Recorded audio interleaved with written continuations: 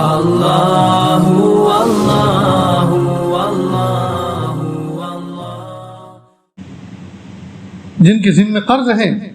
وہ اپنے مقروض سے ملتے رہیں، معذرت بھی کرتے رہیں، اور جو کچھ آتا رہے اتنا دیتے بھی رہیں،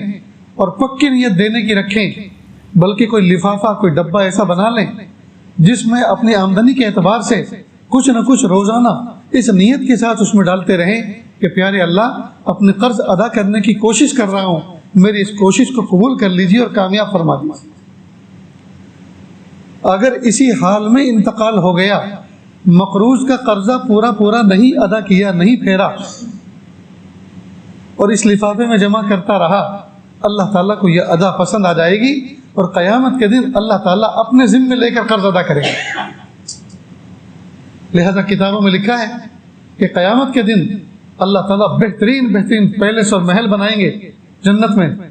اور قرض خواہ کو کہیں گے کیسا لگ رہا ہے؟ پیارے اللہ یہ تو بہت اچھا لگ رہا ہے، اللہ جی یہ تو بہت اچھا لگ رہا ہے، چاہیے؟ پیارے اللہ کیوں نہیں، کہ اس کا قرض ادا کر دو، اس کا قرضہ معاف کر دو اور محل لے لو، کہ بھائی جا بھائی تجھے بخشا، تجھے معاف کیا جی۔ تو جو یہ نیک دل مقروض ہوگا، جو ہمیشہ اللہ سے دعا کرتا ہوگا اور کوششیں بھی کرتا ہوگا، اللہ تعالیٰ اپنے بندے کو اس طرح سے نپٹائیں گے، معاملات اس کی طرح نپٹائیں گے، اس لیے کہ اس نے تو نیت دینے کی تھی نا، لیکن اللہ پاک نے اس کی زندگی کو ختم کر دیا۔ تو گویا